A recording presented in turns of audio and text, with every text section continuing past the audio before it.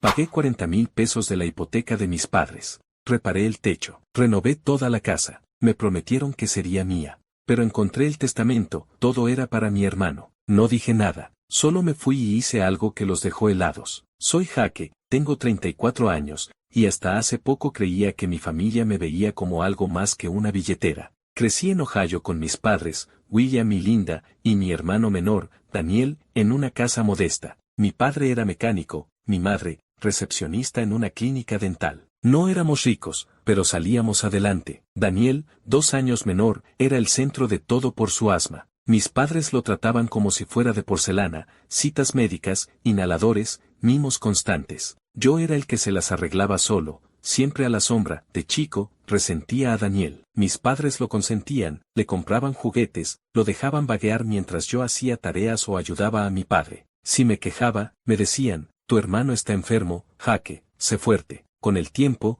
dejé de intentar. No lo quería, no éramos cercanos. Daniel vivía con mis padres, sin trabajar, jugando videojuegos o quejándose de su asma. Mis padres lo defendían, no puede esforzarse, pobrecito. Yo veía a un vago que se aprovechaba de su enfermedad. Después de la secundaria, empecé en construcción. Era duro, pero pagaba bien. Me hice contratista independiente y me fue bien. Hace 7 años, mis padres estaban a punto de perder la casa por la hipoteca. Me llamaron, desesperados, y saqué $40,000 de mis ahorros para pagar la deuda. Dolió, pero era mi familia. Luego, vi que la casa estaba destruida, tejado con goteras, cocina vieja, pisos rotos. La renové entera, arreglé el tejado, cambié ventanas, puse calefacción nueva, hice el jardín decente. Mis padres me agradecían, pero siempre era, esto es bueno para Daniel, necesita un lugar cómodo. Todo era por él. Además, pagaba las facturas atrasadas, los impuestos y hasta 2 cajas de inhaladores caros para Daniel cada pocos meses porque, según mis padres, sin ellos no puede respirar. Cada caja costaba una fortuna, pero lo hacía porque me decían que era urgente. Una vez, mientras pintaba el porche, mi madre me dijo, Jaque, esta casa será tuya cuando ya no estemos. Tú has hecho tanto. Mi padre asintió. Me lo creí, no pedí nada por escrito. Confiaba en ellos. Pensé que la casa, que ahora valía más por mis arreglos, sería mi futuro. Todo cambió hace unos meses. Estaba en la casa, ayudando a mi padre con una cerca, cuando mi madre recibió una llamada del médico. Algo salió mal en unos exámenes de ella. Querían más pruebas. Esa noche, mencionó que habían hecho un testamento, guardado en una caja fuerte. No me miró a los ojos, y supe que algo estaba mal. No pude dormir. Había dado todo. Dinero, tiempo, hasta los malditos inhaladores. La idea de que me escondieran algo me carcomía. Cuando salieron a una cita médica, fui a la casa. Sabía dónde estaba la llave de la caja fuerte. Abrí la caja, encontré el testamento y lo leí. Fue como un golpe en el pecho. La casa, que pagué y arreglé, era para Daniel. Todo lo demás también, ahorros, auto, joyas de mi madre. Mi nombre no estaba. Una nota decía que yo tenía una carrera y Daniel necesitaba apoyo por su salud. Me quedé allí, con el papel en la mano, furioso. Daniel, que no hacía nada más que quejarse y vivir gratis, lo tenía todo. Yo, que me rompí el lomo, nada, no dije nada. Guardé el testamento, cerré la caja y me fui. Mientras manejaba, la rabia creció. Había sacrificado tanto, y me pagaban así. No iba a pelear con Daniel, ese inútil que mis padres adoraban, pero tampoco iba a seguir siendo el tonto que da todo. Esa noche, con una cerveza, planeé mi jugada. No solo cortaría la ayuda económica, iba a hacer algo que los dejara helados, algo que golpeara justo donde más les dolía. Primero, cancelé todas las facturas que pagaba, luz, agua, internet, que Daniel se encargara, si tanto lo querían. Luego, contacté a un amigo en bienes raíces. Encontramos una casa en el mismo barrio, más pequeña pero moderna, sin necesidad de arreglos. Usé ahorros y un préstamo para comprarla y la puse en alquiler inmediatamente. El contrato me daría ingresos fijos. Era mi manera de decir, no me necesitan, yo me valgo solo, pero eso no era lo que los iba a dejar boquiabiertos.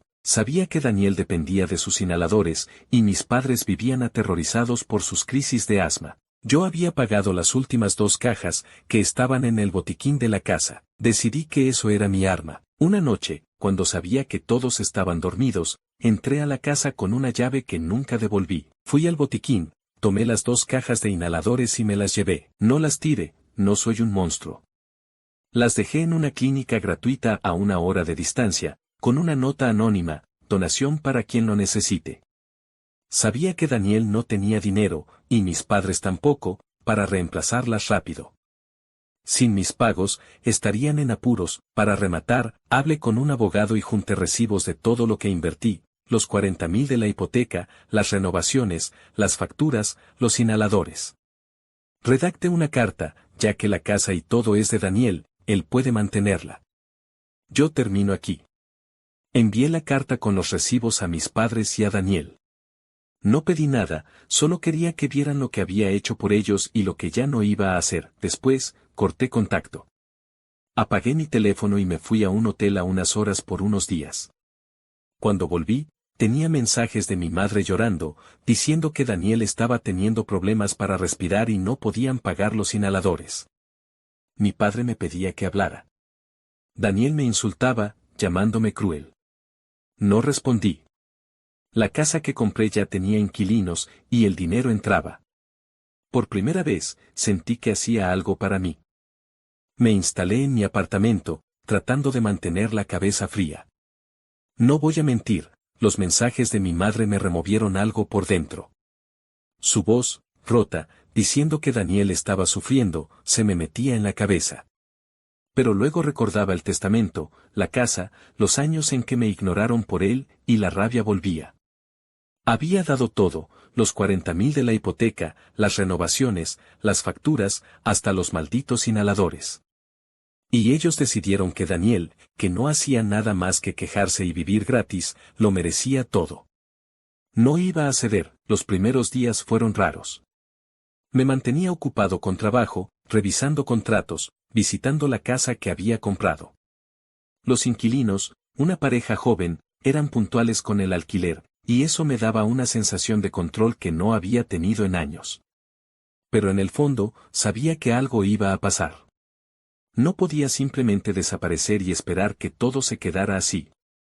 Mi familia no era de los que se rinden fácil. Una semana después, recibí un mensaje de un número desconocido. Era un vecino, alguien que conocía de pasada. Me dijo que Daniel había tenido una crisis fuerte de asma y lo habían llevado al hospital. Al parecer, sin los inhaladores, una noche se puso mal, y mis padres no pudieron hacer nada. Lo encontraron en el suelo de su cuarto, apenas respirando. El vecino no sabía más, solo que estaba en cuidados intensivos. Colgué el teléfono y me quedé mirando la pared. No sentí culpa, no exactamente, pero tampoco estaba tranquilo. Era como si una parte de mí supiera que esto podía pasar, pero no quería enfrentarlo. No llamé a mis padres. No fui al hospital. En parte, porque no quería verlos. En parte, porque no sabía qué decir. Lo siento, pero ustedes me empujaron a esto. No tenía sentido. En lugar de eso, me metí en mi rutina. Fui a un bar con un amigo, hablé de trabajo, intenté fingir que todo estaba bien. Pero esa noche, no pude dormir. Me imaginaba a Daniel en una cama de hospital, con tubos, y a mis padres llorando a su lado. Me preguntaba si había ido demasiado lejos. Pero luego pensaba en la carta, en el testamento, en cómo me dejaron de lado, y me decía a mí mismo que ellos se lo buscaron. Unos días después, las cosas se pusieron peores. Mi madre me llamó desde el hospital, dejando un mensaje que escuché a medias. Su voz era puro dolor. Dijo que Daniel estaba grave, que los médicos no sabían si saldría de esta. Me pedía que fuera, que hablara con ellos, que arreglara esto. No respondí, pero la palabra arreglara se me clavó. Como si yo pudiera deshacer lo que hice, como si ellos pudieran deshacer años de ponerme en segundo plano. Apagué el teléfono otra vez, el rumor empezó a correr por el barrio. La gente hablaba. Un cliente, que conocía a mis padres, me miró raro en una reunión y me preguntó si era cierto que Daniel estaba en el hospital por mi culpa. No contesté, pero sentí los ojos de todos encima. Ohio no es un lugar grande, y las noticias vuelan. Empecé a sentir que me ahogaba. No por remordimiento, sino por la presión. Sabía que lo que hice con los inhaladores fue duro, pero no pensé que llegaría tan lejos. Creí que Daniel encontraría la manera, que mis padres pagarían algo, que alguien nos ayudaría. Pero no. Sin mi dinero, Estaban atrapados. Una noche, estaba en mi apartamento, viendo televisión sin prestar atención, cuando sonó mi teléfono. Era mi padre. Contesté, no sé por qué. Su voz era fría, casi irreconocible. Jaque, dijo, Daniel está muerto. No dijo más, solo colgó. Me quedé sentado, con el teléfono en la mano, sin saber qué sentir.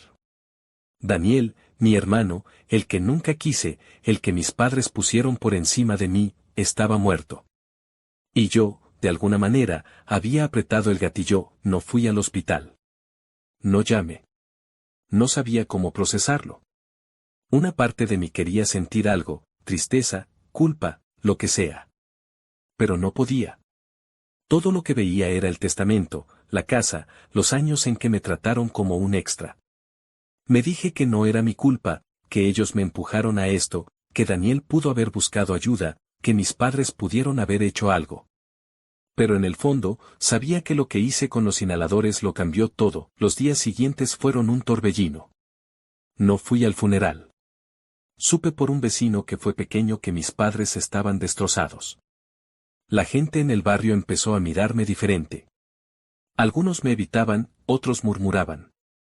Un día, en el supermercado, una mujer que conocía a mi madre me enfrentó. «Eres un monstruo», me dijo, «tu hermano está muerto por tu culpa». No respondí, pero sus palabras se me quedaron grabadas. Intenté mantenerme ocupado.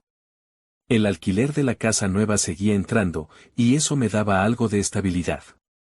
Pero no podía ignorar lo que había pasado. Sabía que mis padres no se quedarían callados. Una tarde, mientras revisaba unos contratos, recibí una carta certificada. Era de un abogado. Mis padres habían contratado a alguien para investigarme.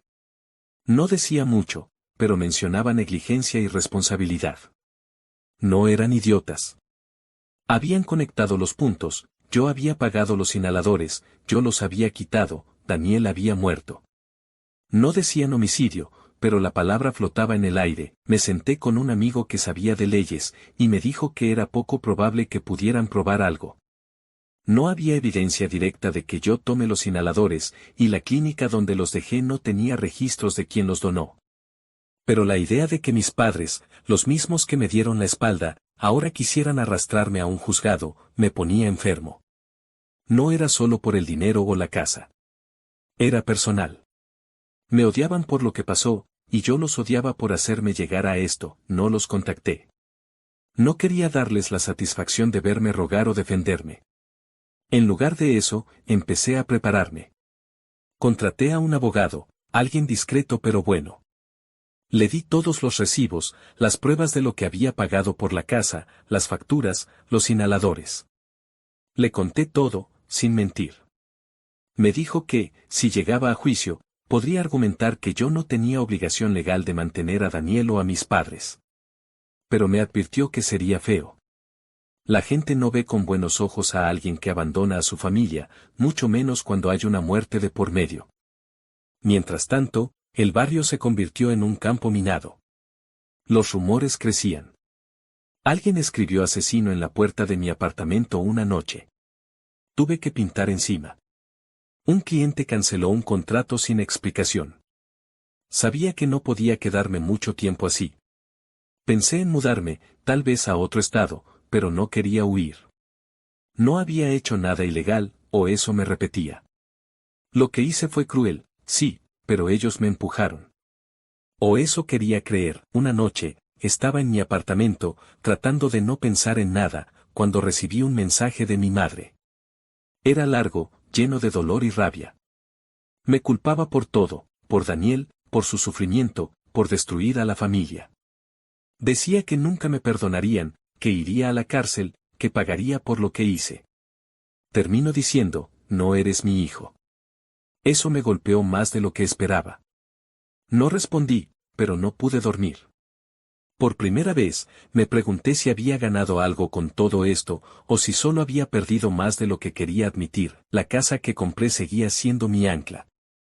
El dinero del alquiler me mantenía a flote, y empecé a pensar en usarlo para algo más grande, tal vez otra propiedad, un nuevo comienzo. Pero sabía que lo que venía no iba a ser fácil. Mis padres no se rendirían, y yo tampoco. Lo que hice los dejó helados, pero ahora el frío estaba en mí. Y algo me decía que lo peor estaba por llegar. No pasó mucho tiempo antes de que ese presentimiento se volviera realidad. Una mañana, mientras tomaba café en mi apartamento, recibí una notificación certificada. Era una citación. Mis padres habían presentado una demanda por homicidio por negligencia, alegando que al quitar los inhaladores que pagaba para Daniel, causé su muerte. No tenían pruebas directas de que yo los tome, pero usaban los recibos que les envié, mostrando que yo había pagado las últimas cajas. Era una jugada emocional, diseñada para pintar una imagen de mí como un hermano vengativo que dejó morir a su enfermo hermano menor. Mi estómago se hizo un nudo, pero no me sorprendió. Sabía que vendrían por mí. Contacté a un abogado, Mark, un tipo calmado pero astuto que un amigo me recomendó.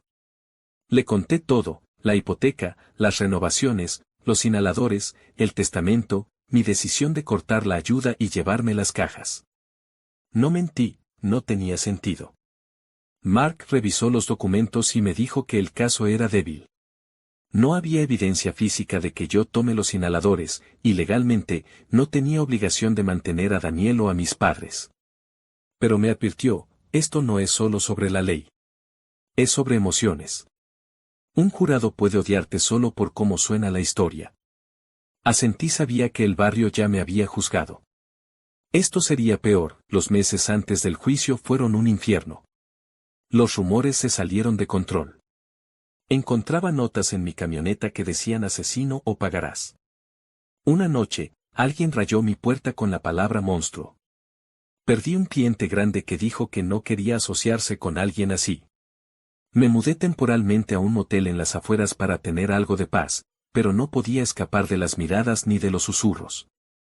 La casa que había comprado era lo único que me mantenía cuerdo. Los inquilinos pagaban a tiempo, y ese dinero era mi salvavidas. Pero incluso eso se sentía frágil, como si todo pudiera derrumbarse en cualquier momento. El juicio empezó en un día gris de noviembre. La sala estaba llena, vecinos, curiosos, gente que conocía a mis padres. Mis padres estaban allí, del lado de la fiscalía. Mi madre mantenía la cabeza baja, pero mi padre me miró con una furia que nunca le había visto. No los había enfrentado desde antes de la muerte de Daniel, y verlos así me removió algo. No era culpa, sino una especie de cansancio. Quería que esto terminara, de una forma u otra. El abogado de mis padres era un tiburón. Pintó un cuadro donde yo era un hermano celoso, resentido por la enfermedad de Daniel, que decidió castigar a su familia quitándole lo que su hermano necesitaba para vivir. Uso mi carta, los recibos, incluso menciono que había comprado otra casa, como si eso probara que tenía dinero para ayudar, y elegí no hacerlo. La sala estaba tensa, y sentí los ojos de todos clavados en mí. Mark, por su parte, fue metódico. Demostró que no había prueba de que yo tomara los inhaladores, que Daniel y mis padres tenían acceso a programas de asistencia médica que nunca usaron y que yo no tenía ninguna obligación legal de financiar sus vidas. Mi cliente no era responsable de la tragedia, dijo. No hay evidencia directa, solo suposiciones. El momento más duro fue el testimonio de mi madre. Subió al estrado, llorando, diciendo que Daniel era su mundo, que yo siempre fui frío, que nunca entendí lo que su asma significaba. Dijo que mi carta fue una amenaza, que los dejé sin nada, que por mi culpa Daniel no pudo respirar. La sala estaba en silencio, y vi a un jurado secarse una lágrima. Mark la interrogó con cuidado, preguntándole por qué no buscaron ayuda médica gratuita, por qué dependían solo de mí, por qué nunca empujaron a Daniel a ser independiente. Sus respuestas fueron vagas, y eso ayudó a mi caso. El juicio duró 6 días. El jurado deliberó por 3. Cuando volvieron, el veredicto fue no culpable. No había evidencia suficiente para probar que yo causara la muerte de Daniel. La sala murmuró, y mis padres se abrazaron, destrozados. Yo no sentí alivio, solo un vacío pesado. Mark me dio una palmada en la espalda, pero no pude sonreír. Había ganado, pero no sentía que hubiera ganado nada. Sabía que tenía que enfrentarlos una última vez. No podía irme sin cerrar esto. Fui a la casa, la que había pagado y arreglado. Toqué la puerta, y mi padre abrió. Me miró como si fuera un extraño. Mi madre estaba en la cocina, con los ojos hinchados. No me invitaron a entrar, pero pasé. Me paré en la sala y hablé. Lo siento, dije. No quería que Daniel muriera. Pero ustedes me dejaron de lado toda mi vida. Di todo por esta casa, por ustedes, y me borraron con un testamento. No podía seguir siendo el que siempre da. Lo que hice estuvo mal, pero ustedes me llevaron a esto. Mi voz tembló, y odié eso. Quería ser fuerte, pero ahí estaba, roto. Mi madre se levantó, furiosa. «Eres un asesino», gritó. «Mataste a tu hermano, ¿y ahora vienes a fingir arrepentimiento? No eres nada. Sal de aquí, no quiero verte nunca más». Mi padre solo dijo, «Vete, Jaque». Sus palabras fueron como cuchillos, pero no respondí. Di media vuelta y salí. Mientras manejaba, sentí que algo se terminaba. No había vuelta atrás, decidí que no podía quedarme en Ohio. El barrio era un campo minado, los rumores no paraban, y yo necesitaba empezar de cero.